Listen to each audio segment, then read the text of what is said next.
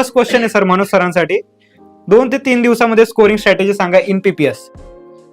PPS मध्ये Shots घेऊन घ्या. दिवसांमध्ये जर तुम्हाला स्कोर करायचा एक शॉट घ्या आणि सांगा. तर काही महत्वाचे युनिट्स आहेत. पूर्ण शॉट घ्यायचा आहे. सर मी तिची मास्टर आहे, सरांना शॉर्ट काय नॉर्मल आहे. सर कसं वाटलं? नाही. ओके. पाणीपुरीचं तिखट पाणी होतं, ओके. जरा ठीक आहे. जास्तच तिखट होतं. ओके सर सांगा आता. 2 ते 3 दिवसाचा पीपीएस क्लिअर करायचा असेल तर खूपच इझी आहे. सगळ्यात पहिले तुम्हाला फोकस द्यायचा आहे तुमच्या 2-3 महत्वाच्या टॉपिक्सवर. तर सगळ्यात पहिला टॉपिक आहे डेटा टाइप्स, ज्याच्यामध्ये डिक्शनरी झालं, लिस्ट झालं, आणि सगळ्यात महत्वाचं top of the data types आहे तो स्ट्रिंग. स्ट्रिंगवर खूप सारे प्रश्न विचारले जातात. सो डिक्शनरी, लिस्ट आणि स्ट्रिंग हे डेटा टाइप्स तुम्हाला माहितीच पाहिजे. त्याच्यामधल्या ज्या मेथड्स आहेत, कोणत्या कोणत्या इनबिल्ट मेथड्स आहेत, त्या मेथड्स तुम्हाला आल्या पाहिजेत. त्याची प्रॅक्टिस तुम्ही करायची. सिंपल प्रॉब्लेम्स तुम्ही सॉल्व्ह करून बघायचे. त्याच्यानंतर तुम्हाला फोकस करायचा ऑब्जेक्ट ओरिएंटेड प्रोग्रामिंग या टॉपिकवर. या टॉपिकमध्ये जेव्हा तुम्ही बघणार तर सगळ्यात महत्वाचा खूप वेळा विचारला जाणारा प्रश्न आहे ऑब्जेक्ट ओरिएंटेड प्रोग्रामिंगचे 4 पिलर्स जे आहेत polymorphism, abstraction and so on, right. ते 4 पिलर्स जे आहेत ते तुम्ही रटून घ्यायचे आहेत. ते हमखास विचारलेच जातात, right. So object oriented programming, data types, आणि त्याच्यानंतर येतं फाईल हँडलिंग. म्हणजे तुम्ही जेव्हा प्रोग्राम लिहितात तो प्रोग्रामिंग थ्रू फोल्डर कसं बनवायचं, त्या फोल्डरमध्ये फाईल कशी क्रिएट करायची, त्या फाईलमध्ये कसं लिहायचं, ती फाईल रीड कशी करायची. ते हे सगळे महत्वाचे टाइप्स आहेत. हे सगळे महत्वाचे तुमचे टॉपिक्स आहेत, नॉट टाइप्स. हे टॉपिक्स आहेत. हे टॉपिक्स तुम्ही केले तर हमखास 2 ते 3 दिवसामध्ये तुम्ही आरामात करू शकता. आणि तुमची स्कोरिंग तर चान्सेस नाही आहेत, बिकॉज हा माझा अप्रोच जो मी तुम्हाला सांगितला तो पासिंगसाठी आहे. आणि तुम्हाला जर स्कोरिंग करायचं आहे मित्रांनो, तर स्कोरिंगसाठी शॉर्टकट नाही आहे. स्कोरिंगसाठी तुम्हाला मिनिमम 2 आठवडे तरी तुमचा वेळ द्यावा लागेल. पहिल्यापासून शेवटपर्यंत सगळे टॉपिक्स तुम्हाला करावेच लागतील. सो हे जे 2-3 दिवसाचं मी सांगितलंय हे पासिंगसाठी. Okay. Manoj Sonawane sir, next question तुमच्यासाठी आहे. टॉप 5 व्हेरी आयएमपी क्वेश्चन्स और very IMP topics for passing in PPS. Okay. Top 5 questions, very IMP questions. Very IMP question PPS sir. PPS मध्ये क्वेश्चन्सच्या ऐवजी मी जर टॉपिक सांगितले तर चालेल. बेटर होईल असं मला वाटतं. सो 5 युनिट आहेत. 5 युनिट मध्ये तुमचे मेन टॉपिक्स जे आहेत, सो एका युनिट मध्ये मल्टिपल टॉपिक्स आहेत मित्रांनो. तर मी मेन टॉपिक्स तुम्हाला सांगतोय. तर सगळ्यात पहिलं जे युनिट आहे त्याच्यामध्ये तुम्हाला करायचं आहे प्रॉब्लेम सॉल्व्हिंगचे मेथड्स. सो त्याच्यामध्ये टॉप डाऊन डिझाईन जे आहे ते नेमकाच विचारलं जातं, खूप वेळा विचारलं जातं. आपण एक व्हिडिओ पण बनवलेला आहे ज्याच्यामध्ये आपण पूर्ण अनालिसिस केलेलं आहे. त्याच्यात पण तुम्ही बघितलं असेल की जर प्रॉब्लेम सॉल्व्हिंग मध्ये प्रश्न विचारला जातो पायथॉन मध्ये, तर तो कोणत्या पद्धतीने तुम्ही प्रॉब्लेम सॉल्व्ह करता, तर त्याच्यात वेगवेगळे प्रकार आहेत.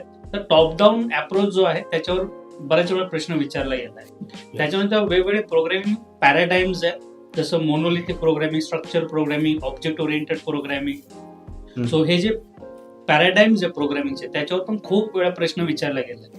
तर युनिट नंबर 1चा जर विचार केला तर हे 2 प्रश्न महत्वाचे आहेत, right. Top down approach while problem solving आणि प्रोग्रामिंग पॅराडाईम. सेकंड युनिट जो आहे तो आहे आपला advance data types and decision control statement.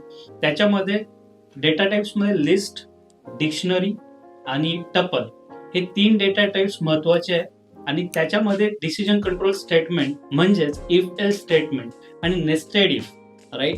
ह्याच्यावर तुम्हाला प्रोग्राम लिहायला येणार, राईट, 100%. सो तुम्हाला इफ एल्सचा वापर करता यायला पाहिजे. नेस्टेड इफ जर तुम्हाला वापरायचं आहे ते वापरता यायला पाहिजे. फॉर लूप तुम्हाला कोड करून लिहिता यायला पाहिजे, राईट. सो हे आहे सेकंड युनिटचं. So if else, nested if आणि फॉर लूप, राईट. आणि त्याच्यानंतर तुमचे 3 डेटा टाइप्स, लिस्ट, डिक्शनरी आणि tuple, right. This is for the second unit.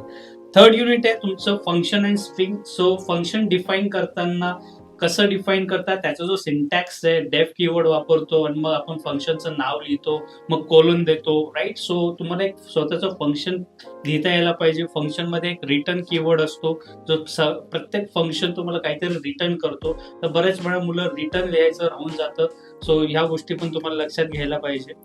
आणि त्याच्यानंतर त्याच युनिटमध्ये स्ट्रिंग जे सगळ्यात टॉप म्हणजे पूर्ण पीपीएसचा सिलेबस घेतला तर स्ट्रिंगला सगळ्यात हायेस्ट वेटेज आहे. तो स्ट्रिंग मध्ये तुम्हाला स्ट्रिंगचे वेगवेगळे ज्या मेथड्स आहेत त्या मेथड्स तुम्हाला रटून घ्यायच्या आहे, मी तर असंच म्हणेन, राईट. आणि फक्त रटून नका, तर तुम्ही थोडा कोड पण लिहून बघा ज्युपिटर नोटबुकवर, जेणेकरून तुम्हाला कळेल की तुम्ही लिहिताना कुठे मिस्टेक करत आहात, राईट. त्याच्यानंतर आहे आपलं 4th unit which is file handling and dictionaries. So file handling मध्ये जसं मी याच्या आधी सांगितलं की महत्वाच्या टॉपिक्स मध्ये जर तुम्हाला पास व्हायचं आहे तर फाईल हँडलिंग हा एक मेजर टॉपिक आहे, ज्याच्यामध्ये तुम्हाला फाईल लिहिणं म्हणजे राईट करणं, त्याच्यानंतर ती फाईल रीड करणं, एखाद्या फोल्डरमध्ये किती फोल्डर्स आहेत ते बघणं, म्हणजे लिस्ट DIR फंक्शन आहे, रीड लाईन्स फंक्शन आहे, हे जे फाईल हँडलिंगचे फंक्शन्स आहेत एवढे केले तरी पुष्कळ आहे, जास्त काही आहे नाही फाईल हँडलिंग अँड डिक्शनरीज मध्ये. आणि लास्ट आहे बट नॉट द लिस्ट, खूपच महत्वाचं आहे ऑब्जेक्ट ओरिएंटेड प्रोग्रामिंग. आणि त्याच्यात पण मी तुम्हाला सांगितलंय की ऑब्जेक्ट ओरिएंटेड प्रोग्रामिंगचे जे 4 पिलर्स आहेत त्याच्याबद्दल पूर्ण नॉलेज असणं खूपच महत्वाचं आहे. आणि त्यासोबतच क्लास तुम्हाला बनवता यायला पाहिजे, स्वतःचा एक क्लास बनवता यायला पाहिजे.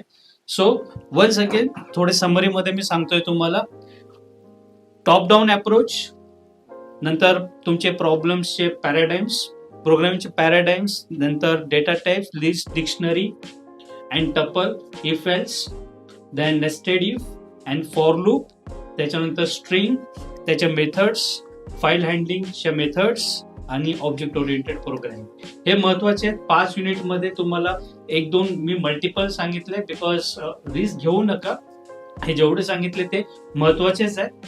एखादा दुसरा जास्त झाला असेल, 5 पेक्षा 6 सांगितले असतील मी किंवा 7 सांगितले असतील, त्याच्यापेक्षा जास्त काही मी सांगितलेले नाहीये आय गेस. सो एवढं करा दॅट, बिकॉज याला तुम्ही सगळ्यात मोठा किंवा पहिला प्रेफरन्स द्या. जेवढे काही टॉपिक्स मी आता सांगितले हे सगळ्यात पहिले करून घ्या आणि त्याच्यानंतर तुम्ही दुसऱ्या टॉपिक्सवर फोकस करू शकता. Okay sir. ओके.